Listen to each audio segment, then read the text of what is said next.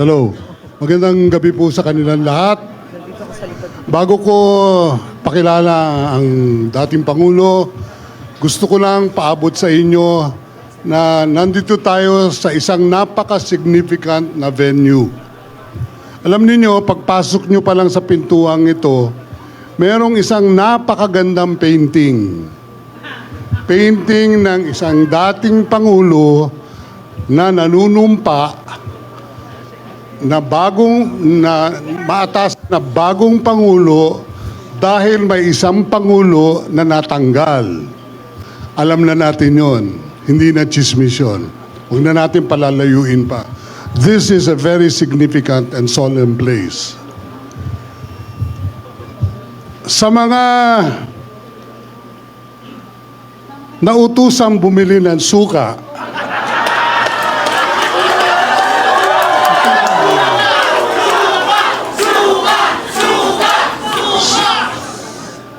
Bundok, abogado yan. Si Bato, magiting na general yan. Hindi ko na sasabihin saan magiting yan. Malasakit yan. Isa pang magsusuka, si Hinlo, abogado yan. Si Attorney Lambino, abogado yan. Hindi po. Si Attorney Marcoleta, Congressman Marcoleta, isang respetadong congressman, isang magiting na abogado. Meron tayong isang master theologian, si Pastor Kiboloy, at isa pang magiting na abogado at dating executive secretary na gwapo kagaya ko, si Attorney Vic Rodriguez.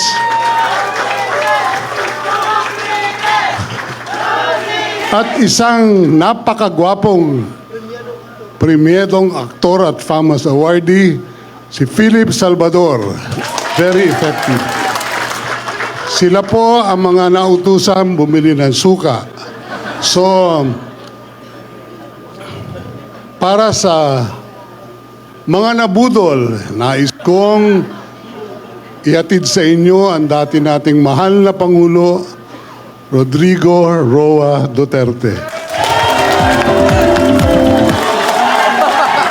Duterte! Duterte! Duterte! Duterte! Duterte! Duterte!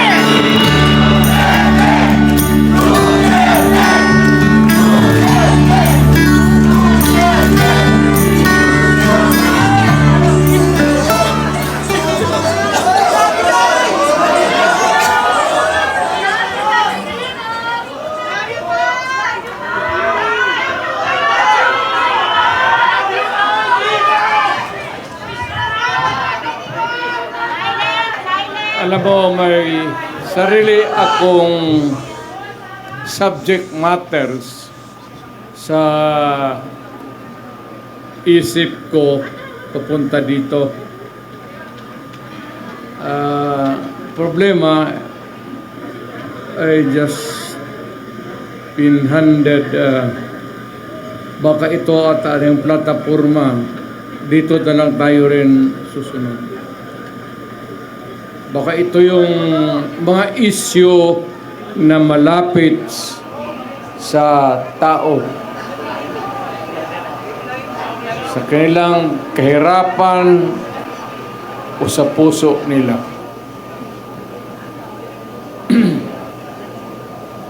Alam mo,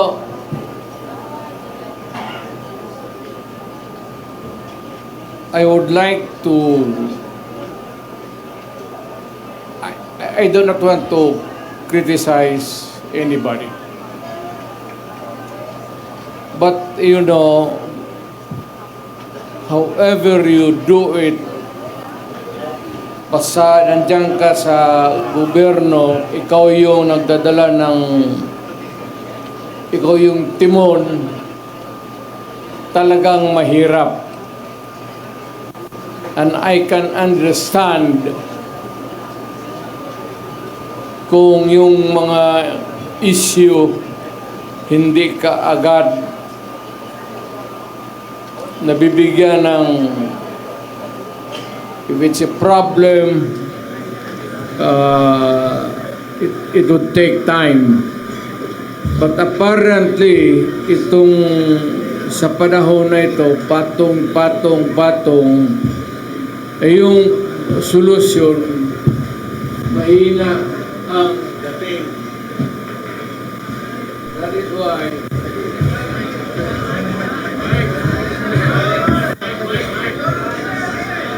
Hello. Excuse me.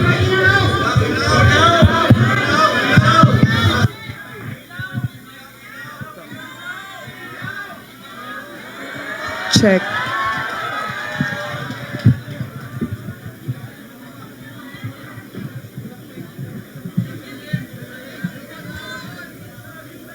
well, alam natin yung issues. Hindi na natin pag-usapan dyan kasi lumalalim ang gabi. Alam ko kanina pa kayo. Basta dito, ang gusto ata ang plataforma na sasabihin.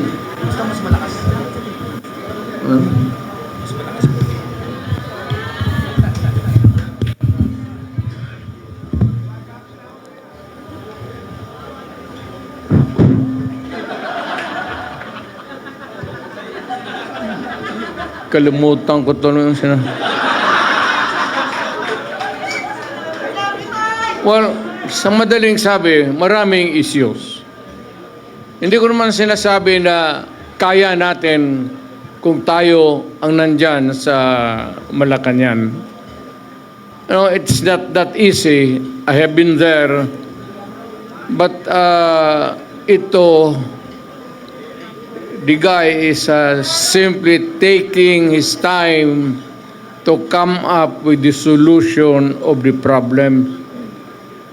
So kagaya nitong bigas, which is really tumatama yan sa tiyan pati sa puso ng Pilipino, hindi niya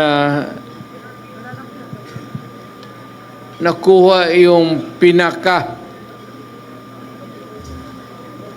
Either is subsidized o whatever, but it goes on up and nahihirapan po ang Pilipino to cope up. Bukang hindi niya kaya na habulin yung presyo. Yan na lang sa pagkain. Huwag na yung iba. Pwede na natin yung graft and corruption. Nandyan yan eh. Baski anong klaseng administrasyon. Pero yung immediate, urgent need to solve is really itong presyo or the price of rice. Kailangan ni baka ako kung sa panahon ko sinasabi ko total we are endorsing the candidacies of so many bright Filipinos dito sa atin. Baka not the magic one, but makuha nila kung paano talaga bigyan ng solusyon. It's either you import and go down or whatever. But sad to say, the Philippines is agricultural based ang country natin. Ang ekonomiya natin is agriculture. Ang problema, yung pagkain mismo, hirap tayo. Well, of course, yung mga dumadating na typhoons could be one of the factors that can be, palagay na natin, hirap tayo maghabol.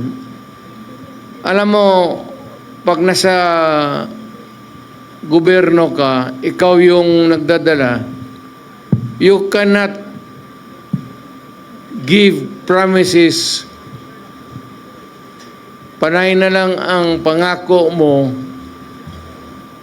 and you keep on, promising people for so many things, pero itong pagkain talagang unahin nila. Pinaka-basic talaga. Medyo hirap sila. Aywan ko kung bakit. Ngayon, kung yung presyo ng bigas, yung presyo ng pagkain para sa Pilipino mas bababa ngayon,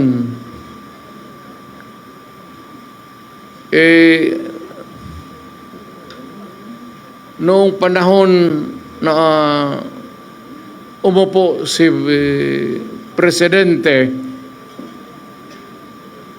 kung mas mababa ang presyo ngayon ng pagkain,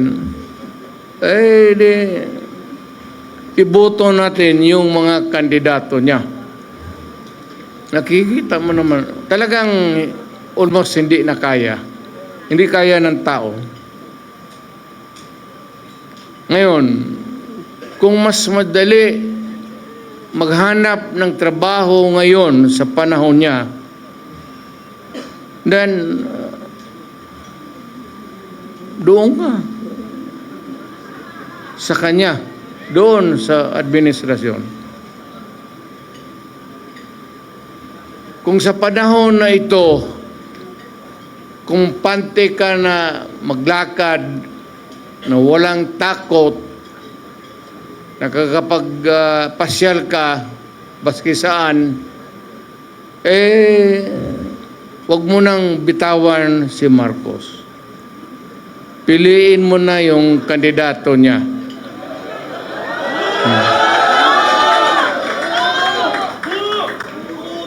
Pero pag sinasabi ko yung, pag nagsasalita ako, gumaganyan ako, ibig sabihin, ito yung kapalit.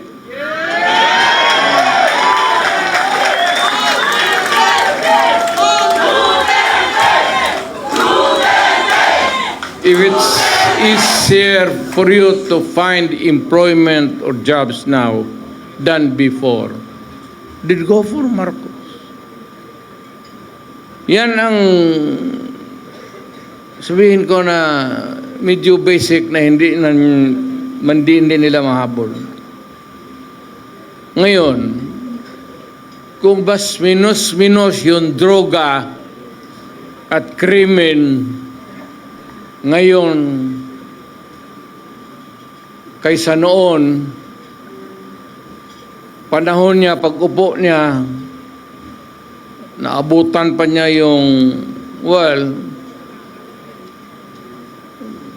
yung pinapairal natin na law and order. Kung kaya niya ito, kung kaya niyang putang ina.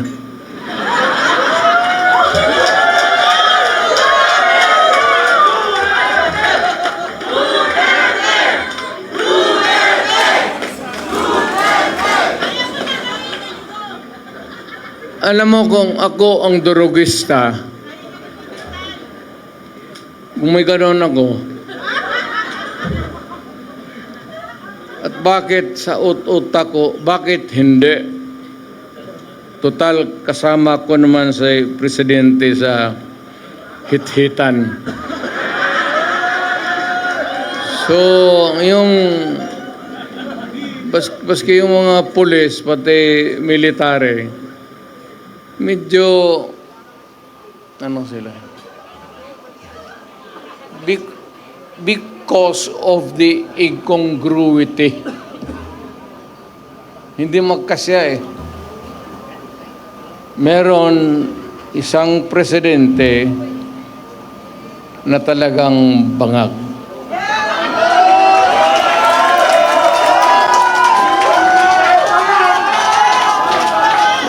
Hindi naman buang, pero yung bisyo ng droga, long term yan. Maging ulol si Marcos,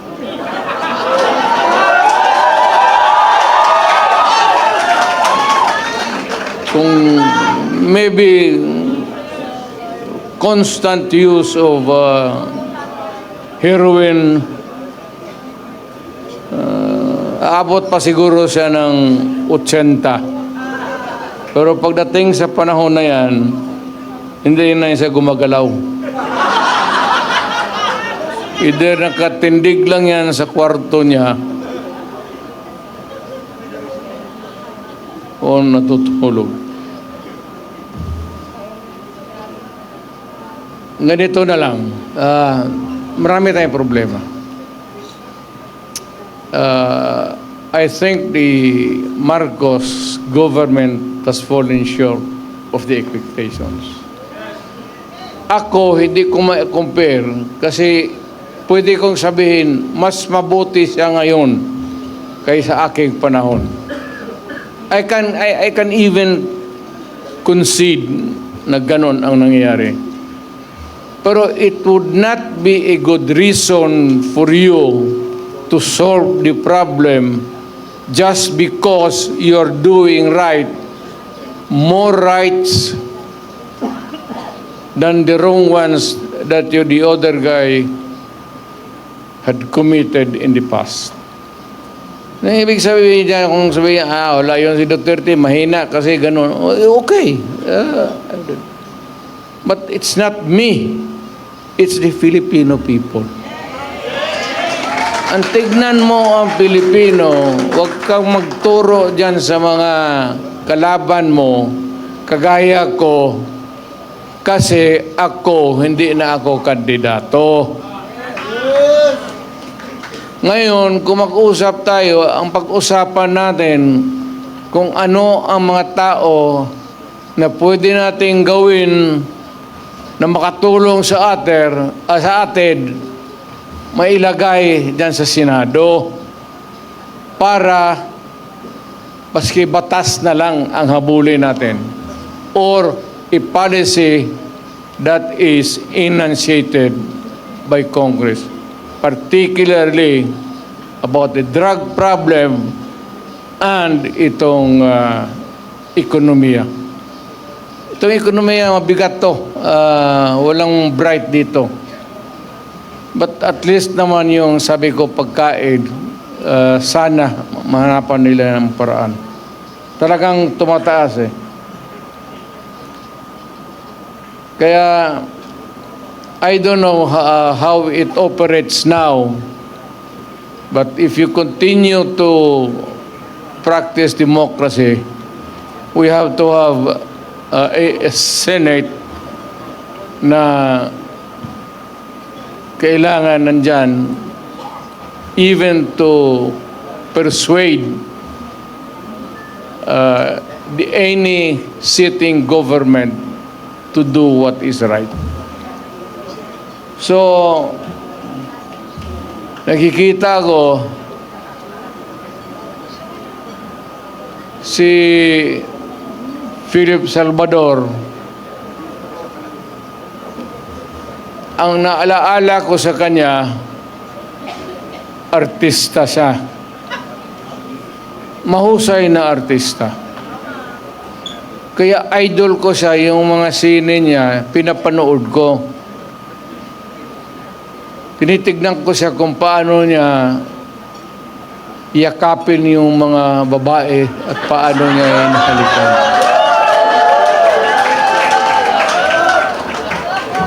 Well, aside from the fact that I know he would make a good senator, yun ang ang naalaala ko sa kanya na parang durog talaga ang babae sa yakap at pagmamahal. Now we have Atty. Rodriguez. Galing yan sa administration. Alam mo, mag-isang tao, importante talaga to. Importante ito. Baski kami, alam namin, baski yun ang nakakilala sa akin personal. Importante ang tao na may prinsipyo. At ang isang nakita ko na Pilipino na may prinsipyo na umalis sa trabaho niya because the dynamics of the position of which he was there in Malacanang was no longer right. He chose to make the decision. At nakita ko, as a matter of, hindi naman kailangan sabihin niyo, but nakita natin, as a matter of principle, importante talaga yan. Attorney Rodriguez.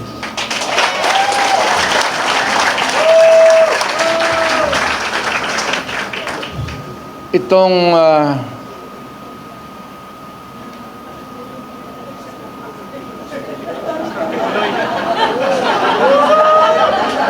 Kibuloy. Attorney Torion for Pastor Kibuloy. para ka kay Kibuloy? Representative. Tuma sana. Si Pastor.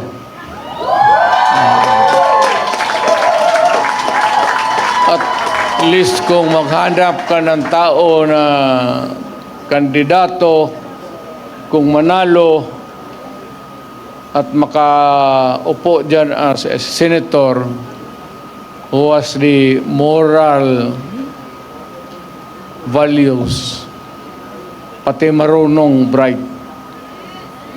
Talagang bright yan si Pastor.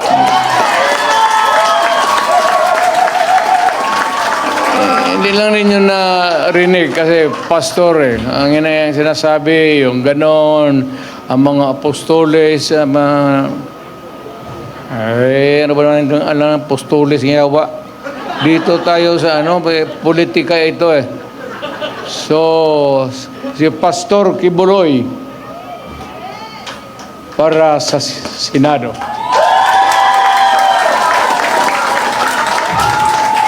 Itong tao na itong sunod na sinasabi ko, humahanga talaga ako sa integrity pati yung utak.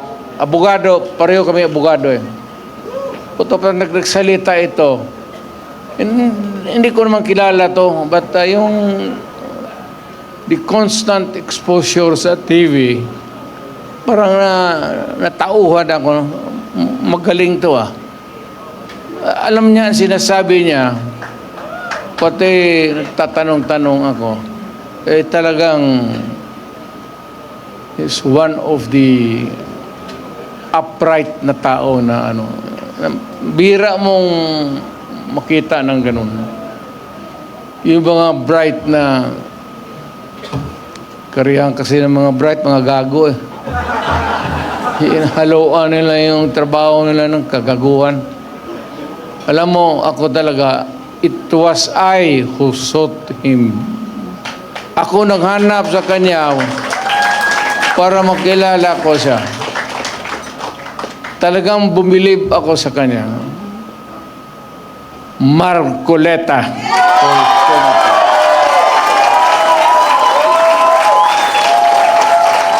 Totoo yan, sir. Hindi kita alam niya, hindi niya. Nung lumapit ako sa kanya, sinabi ko, Sir, believe ako sa iyo.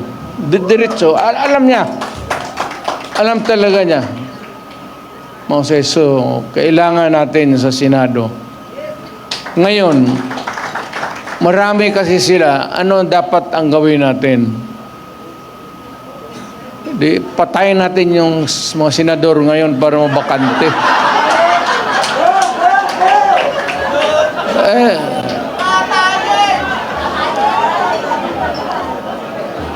Kung makapatay tayo ng mga 15 na senador, pasok na tayo lahat.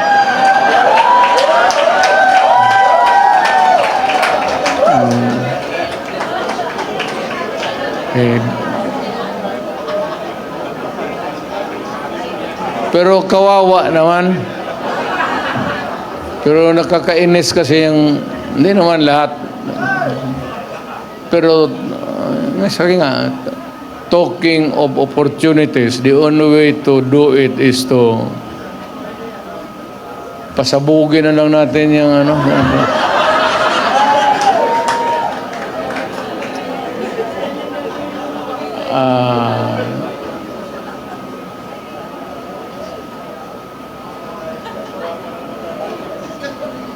Itong sa sunod ko, mahusay na abogado to.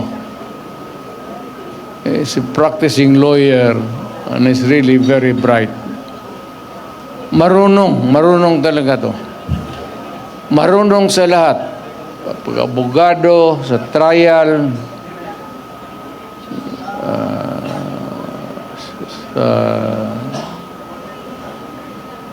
maybe sa social life niya, at siguro sa babae.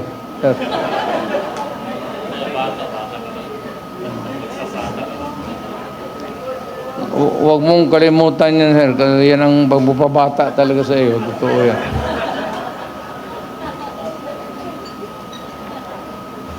Attorney Lambino.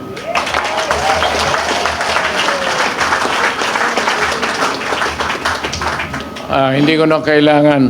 Siya dapat magpakilala sa akin. Baliktad. Hindi ko na kailangan ibandera. Kasi ako mismo gusto ko na siya ang mag-introduce sa akin pabaliktad. Hanga talaga ako nito. Noon siguro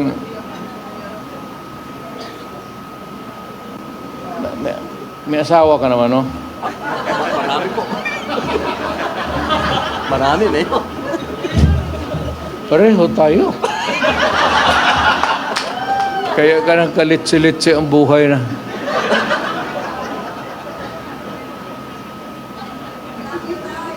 Yung akin, nandito siya. Kaharap ko. Kasi PDP siya. Nag-iisa ka na lang, no?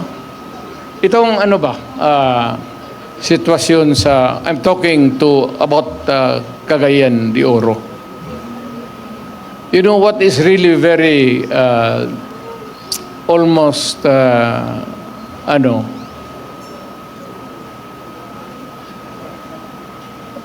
sad. Itong PDP was a creation of the politicians mainly dyan sa Cagayan de Oro, Oriental, Misamis. Dyan ako naging PDP na presidente ako. Alam mo, sa totoo lang, what is very shocking to me, really,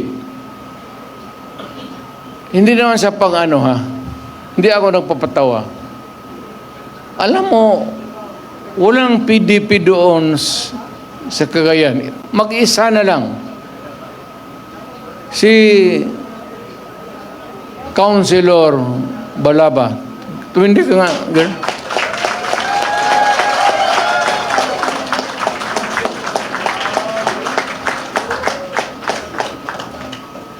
Kaya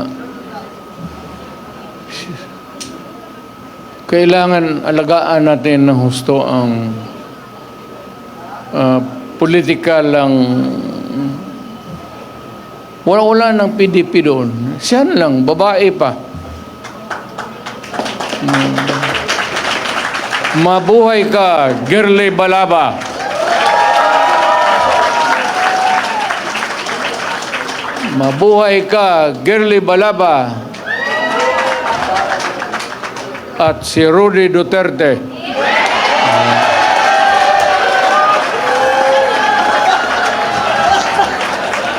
Wala mang Malaysia yan. Kung gusto mo, idagdag din yung mga pangalan ninyo. Sino? Girly Balaba. Sino? Taas kamay. Huwag na. Tama yan. Huwag na kayong mag-ambisyon.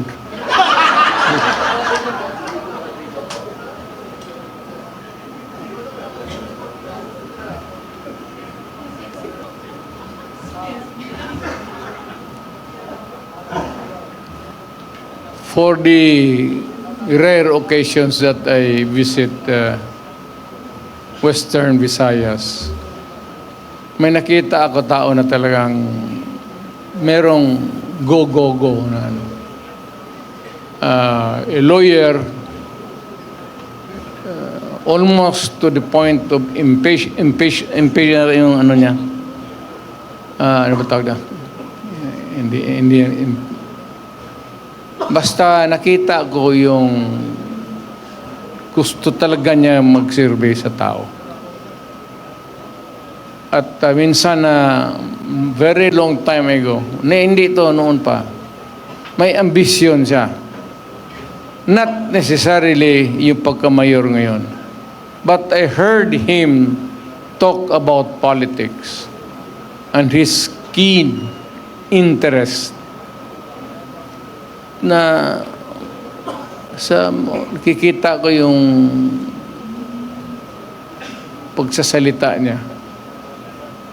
So, nung nakita kami few days before the filing, I passed by Bacolod. Nagkita kami.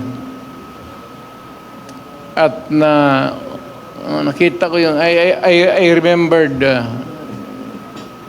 his intelligence, his talent, and sabi ko, matagal na rin walang senador talaga ang Western Visayas.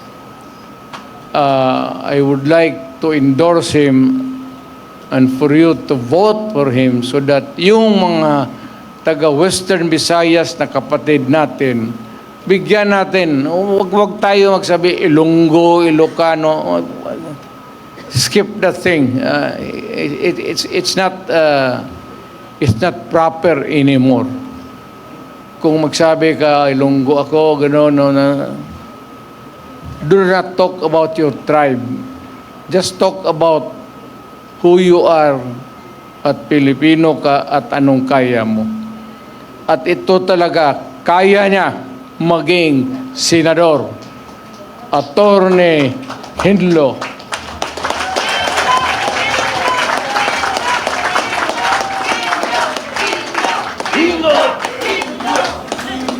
Lintik lunggo na ya. Sino rin ng lunggo?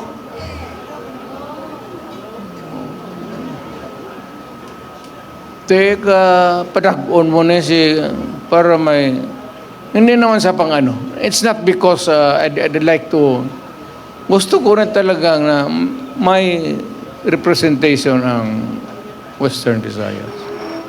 Dapat lang magpapanalo tayo ng para alam mo magkakapatid tayo eh.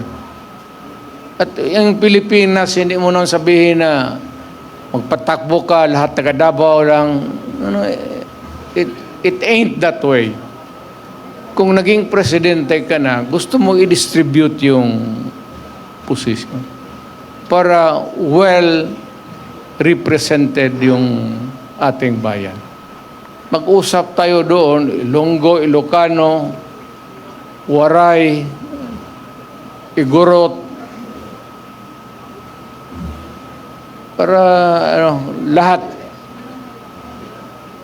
So, itong sunod,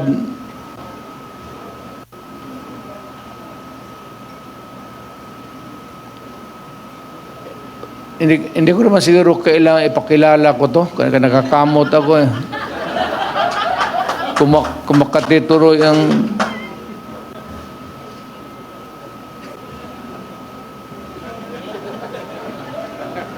may pera ka bang?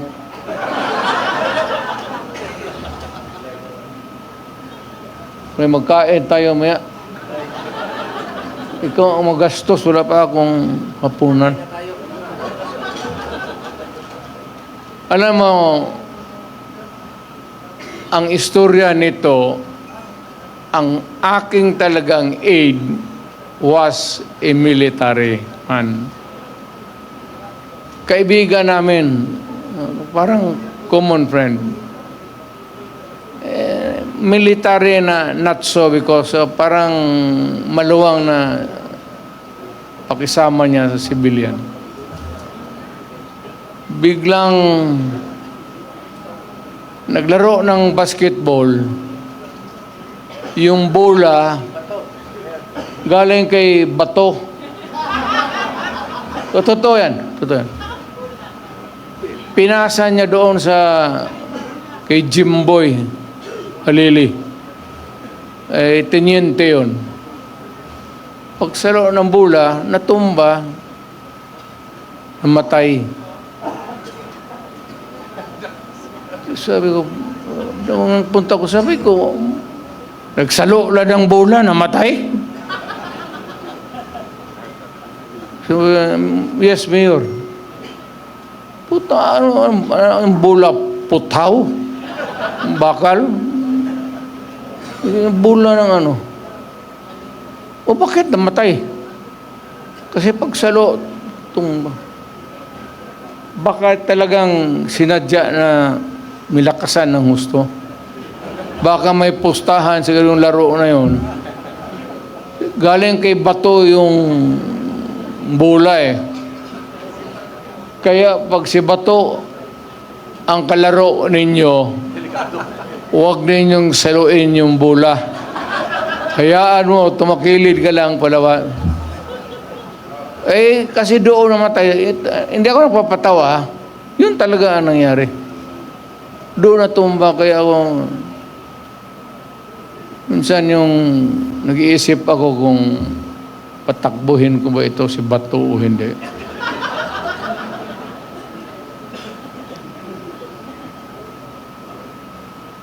Alam mo, kung naghahanap kayo ng original taga na DDS,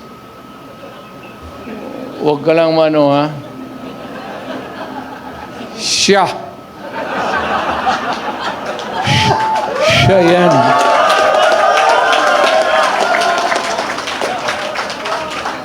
Hindi ako. Mayor ako. Utusan mo pagpatay dyan, buong. Siya yung chief of police. Pinakamatagal. Pinakamatagal kasi taga Davao. Alam mo, pag ni-remember na bago rin akong mayor noon, kakagraduate lang ito na sa PMA, na-assign sa Davao. Tapos nag-asawa, doon sila nag-settle down. Kaya malapit talaga sa akin si Bato. Yung, hindi sabihin bata-bata, tao-tauhan. Kaibigan. Kaibigan na...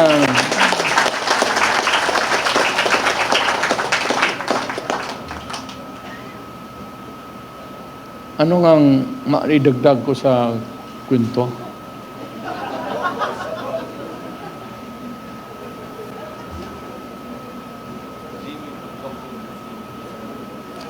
Minsan itong mga putang inang kriminal sabi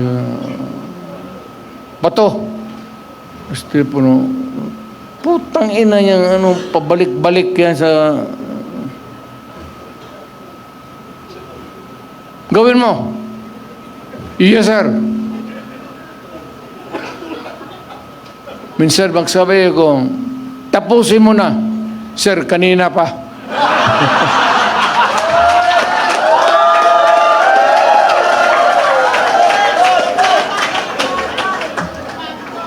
Sa harap pa naman ng, alam mo, sa totoo lang, magprangka-prangka, walang sundalo na hindi umapatay. Walang sundalo na hindi pumapatay. Baski na walang utos sa kanila, if they are assigned in a certain place, tapos guluhin mo, paputokin mo yung granada, yung performance nila apektado. Naka-record yan sa panahon ni Bato, ito ang nangyari. Sabi mo, pagdating ng promotion, conference, kaya ba nito? Tingnan mo, panahon niya, rape, marami. Rape, 4. Panlima, siya pa ang pangalan dito, kasali siya. Ganun yan eh. So ngayon, umaasahan niya ng isang lugar. Hindi na kailangan na sabihin mo na ako magsabi.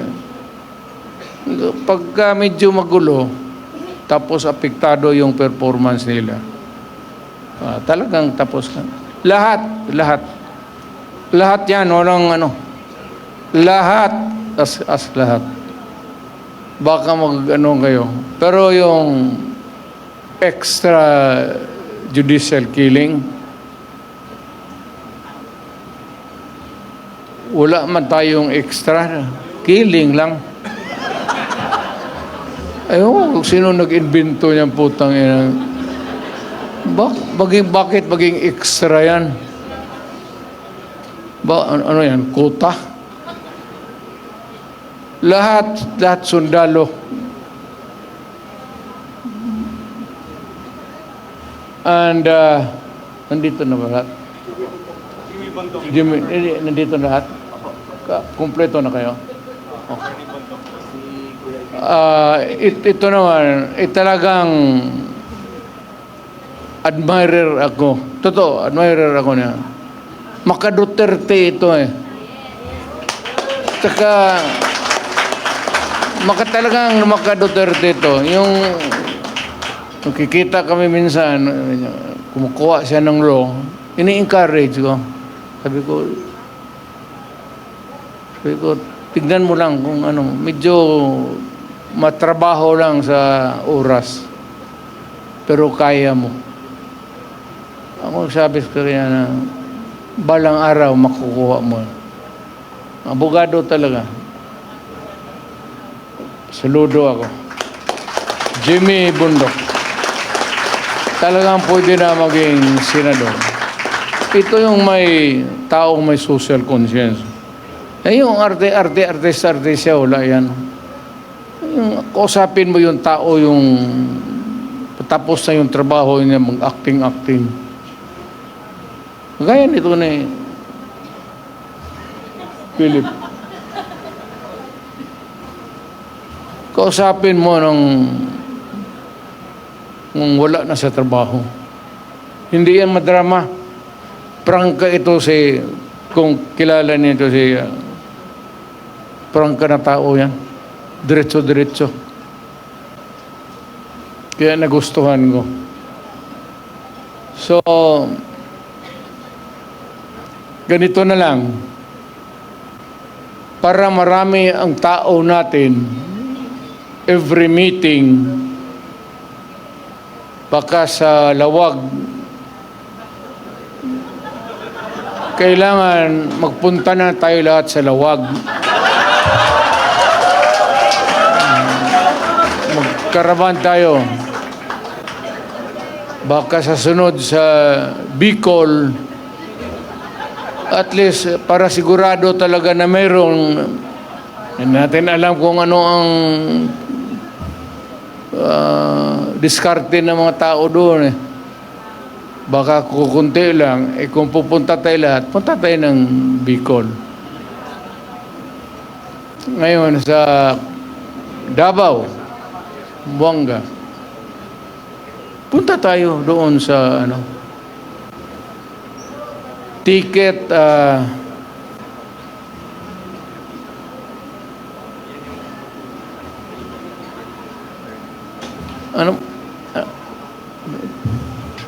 ito si Jun Ibasco. Ito yung pinakautak ko talaga.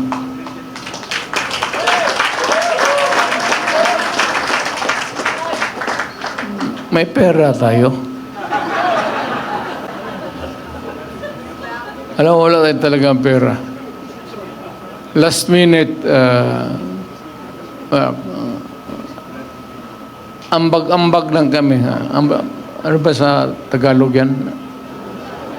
Contribute na ko yan. Si Robin. Pero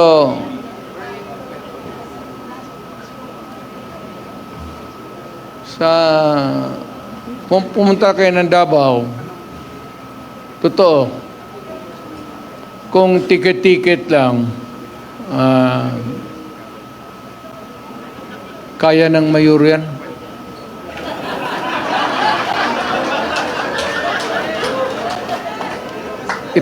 Ipasa mo lang yan doon sa mga negosyante. Doon sa mga Chinese community na may ara. Kaya ito. Pero wag kayong yung isang flight na puro Duterte talaga.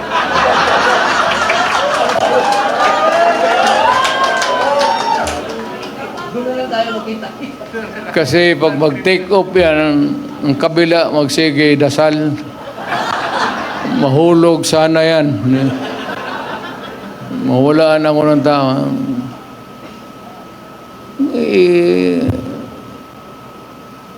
Intervals, intersperse. Punta kayo ng Mindanao. Actually, hindi na ako nagluloko. Parang ano ako. Kung maano kayo sa Davao, kindly drop by our place. Si Bongo, si Bato. Si Bongo kasi mayaman talaga to. May printing press. Walang problema nito sa propaganda. Pinakamalaki yan sa Mindanao. Printing press niya. So, kung sabihin mo lang na kalahati nito, kaya niya. Kaya niya. Sagutin mo na, Bong. Huwag kang mahiya. But seriously now, magabi na. I'd like to remind again everybody that, the democracy was really conceived by our forefathers to be one that is really working. Kaya nga may demokrasya because there is a periodic election. The president, you are served there for about 6 years, then alis ka, another one. And for the mayors and the rest of the officials of government. Talagang elected. Mabuti yan eh. So it is intended, ang mahirap kasi, may mga politiko na medyo may mentality na mga gangster, yan papasok. Wag ninyong yan. Baski sa ating grupo, lalo na yung magdala-dala ng armas, tapos walang mangyari niyan. Sisirain lang ang bayan natin yan. Look for somebody na talagang would stand for what is right and what is really just. Yan ang hinahanap natin. Palagay ko, kilala ko lahat itong mga tao na ito. Walang ito. At least may, lalo na ito si Tony Marcoleta. Parang pare ito eh. Ito. Nagkamali ito ng trabaho. Nagpare, ay sana ito, pero iglesia kasi. Pastor na lang. Ito magsalita ito, totoo. Nakikinig ako dito. Marunong, bright talaga. Hindi ko kaya habulin ang utak ni Marcoleta. Okay. Hindi ko kayang abutin. Totoo yan. Kaya sabi ko itong mga ganito na tao, kailangan kaibiganin mo na lang. Baka maengkwentro mo ito sa korte, putang ina, baka ilang paso ka. May kunting awa naman. Attorney Lambino, talagang matagal na nagtatrabaho ito sa PDP. A very patient man. Talagang naghintay lang sa panahon niya. Actually, he has been there for so long a time helping PDP, helping the candidates, asking nothing in return. But he has been there. Kagaya ni June Ibasco. Yan si June Ibasco, yan ang noon pa, noong na mayor pa ako, siya na yun, hanggang naging presidente ako. Alam mo kung bakit si June Ibasco? John, isabi na natin ang totoo. Dumating na ang panahon. Okay? Ako isang prosecutor. I was a prosecutor. Yun ang trabaho ko eh. One day, itong sila Colonel Stares, yung mga Philippine Constabulary, parang nagpa-plenum ito sila sa North Cotabato. Ginapang ng mga sundalo, nahuli sila. So ako yung fiscal ina-assign pagka ganun. Takot takot yung, hindi nila ako magyabang, takot yung mga fiscal mag-handle ng rebellion, pati yung mga krimen na, So pinapasa sa akin sa chief. So ako nag-iimbestiga. Sabi ng na may nahuli daw marami. May madre pa ata natsambahan. Mga mabigat na sa Mindanao. Yung mga komunista. Nahuli yan sila. Nung pumunta ako sa kampo sa pulis, tinuturo yan siya. Yan sila. Nakaupo lang. Sabi ng mga gago, Mayor, ngayong gabi, huwag mo na lang ilista-lista dyan yung investigation. Bihin na lang na walang nangyari sa operasyon namin. Kasi papatayin namin ito. Dalawang pare yun, Father Tison, pati Father Iban. NPA talaga yan sila. NPA talaga. Huwag na tayong magdrama. So, gustong ganunin ng, sabi ko, putang gago, pare yan. Kung ano yan, damay pa ako. Imbestiga ka ng imbestigahin mo yung totoo lang. So, detain siya. But yung one day, nalaala ba ninyo yun? Idotos ni Cory Aquino, release all political prisoners. Talagang pinawalaan lahat ng komunista pinalabas sa kulungan. Si John isa. Wala silang mapunta bago. Sabi ko sa opisina ka na lang dito sa akin. Pare. Alam mo yung pare, mahusay sa organization. Kasi hinawakan tao eh. Paano mag-organize, paano mag-ganon. Pag yan yung mga pare na talagang Kung sponsored ng mga pare yan, matindi yan. Kasi sanay sila sa organization eh. So, kinuha ko siya. From then on, mayor, congressman, tapos presidente. About 30 years ago. Siguro. Ganon ba yun dyan? 25, 30 years. Tagal na. From my NPA, ha? Nung dumating ako, naging presidente ako, tigas na masyado doon sa Malacanang.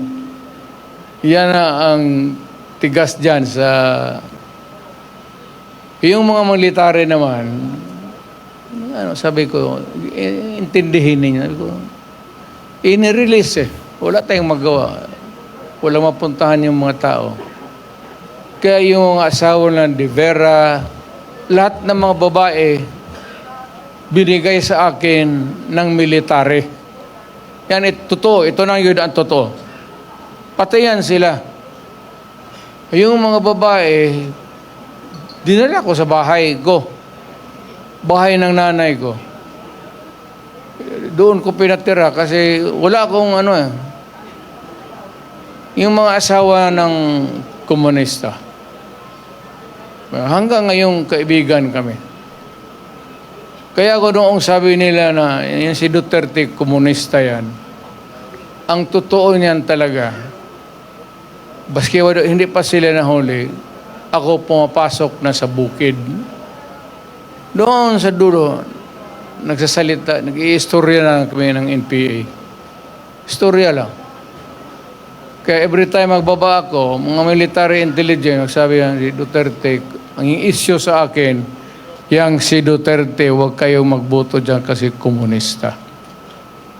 Sinabi ko doon sa mga taga Davao, kung maniwala kayo, ito yung istorya ko. Ngayon, ayaw ninyo maniwala, huwag. Sinabi ko sa ang totoo. So si John, tangan-tangan ko yan hanggang ngayon. Mahusay sa organization. Kaya kung saan-saan ako papunta, bit-bit ko yan kasi wala kang problema dyan. Alam mo ganyan yung pare, marunong mga Katoliko, ito ha, organize tayo, mga ito, ganon-ganon. Mahusay yan sila magdala. Kaya medyo lamang tayo ng konti dyan sa habulan ng isip. So, ganito, siya yung utak talaga. Siya yung sa akin. Wala naman, sanay na kami. Siya na yung mag-spacing sa kampanya. Pero hindi ako maka-attend sa lahat ng rallies. At only yung medyo mabibigat, Cebu, medyo lawag siguro.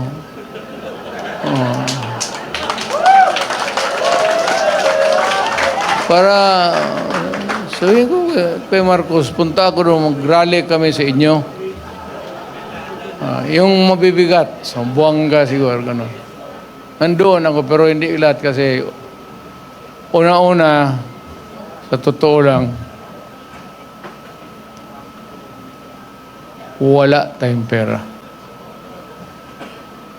I cannot sustain a campaign na yung diretso-diretso na maybe even sa katawan ko, hindi na rin. Alam mo yung aeroplano, hindi ba niyo ako piloto ako when I was young, naglilipad ako ng aeroplano. Pero ngayong matanda na ako, paski yung may pressure, hindi man ninyo halata yung pagbaba mo sa aeroplano, medyo matamlay ka talaga. Ganun, hindi hindi ko na kaya. Pero sa mga big rallies, I will be there to bigay natin kay Jun yan. So, dito tayo magsunod kay Jun. Siya yung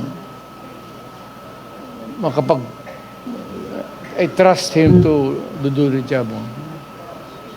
So, siya yung magbigay ng program.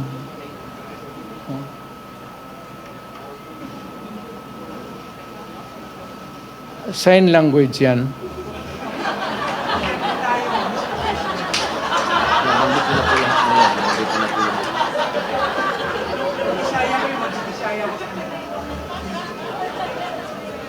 Paano gano'n yan? Pangalan niyo Duterte. Pangalan niyo to. Sign name mo. Si GMA. Tapos si FB ako. Si Era. Si Noynoy. Si Bongbong. Pangalan ni Bongbong. Sign name mo. Ito ang pangalan. Rocky. Si Rocky. Si Bongo. Kasi si Bato.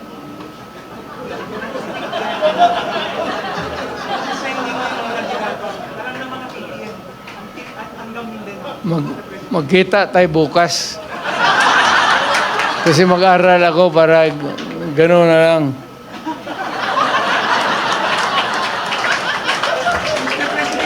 Sabi sa mga babae, beautiful kayo, maganda kayo. Beautiful. Beautiful.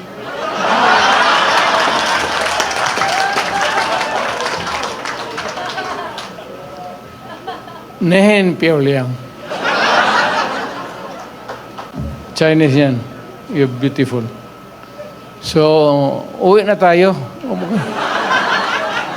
Para po kinig ng istorya dito. Wala yung ano lang, yung tingin ko na that would pambuhay ng... Nandito pala yung classmate ko. Dabs Mamao of Lanao del Norte. Classmate ko yan sa... Kabats ko talaga sa law school sa San Beda. Believe ako. Sana next time, next time. Ako hinayang ako dito kay sa ano yun? Patakbuhin ko sana ng di bale. Pero sa tingin ko lang ha, pag itong yung napipika yung Pilipino, I don't know if it has gone to another level. Pero yung Pilipino napipika na sa administration. Alam mo, there was a time na about so many elections ago, bata pa ako, lahat, clean slate, panalo. Panalo talaga lahat. So, wala man kayo kalaban, no? Sino man sila? Hindi ko man narinig. Sino kalaban niyo?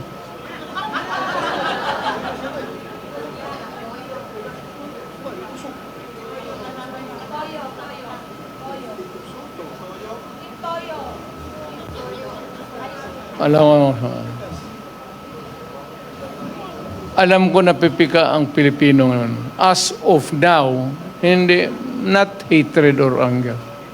Pero I could sense, nandyan ako sa napipika na ang tao. Kaya yung sentimento ng tao, papasok yan sa utak nila habang nagbuboto, patay. Haros tayo lahat, clean slate. Partido ng Pilipino. Totoo yan. Yung ng tao ngayon, ang tao, hindi naman sa galit. I don't know if it's, I would not want to raise it to the level of anger or hate. But ako, sigurado ako na ang Pilipino napipika na. Either failed promises or whatever. Kaya pagdating ng, kung nasa isip pa yan ng Pilipino, malas na. Wala, swerte natin. O boss, panalo kayong lahat. Pati si Atty. Torrio na hindi kandidato.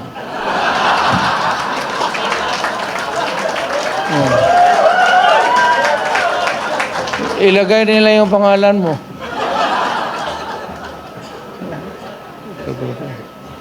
Torrion is a very good lawyer. Number 1. Kita mo si pastor nakakulong pa ngayon.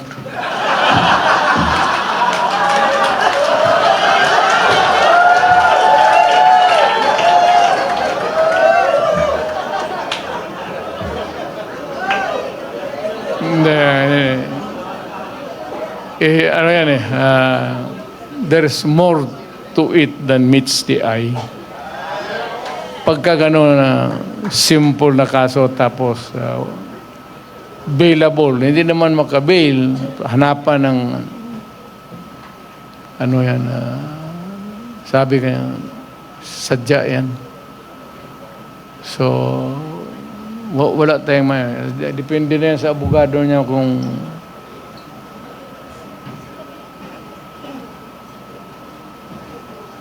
nakakabisita ba? Magbisita ako. Hindi, magbisita ako kay pastor. So, okay, yun na.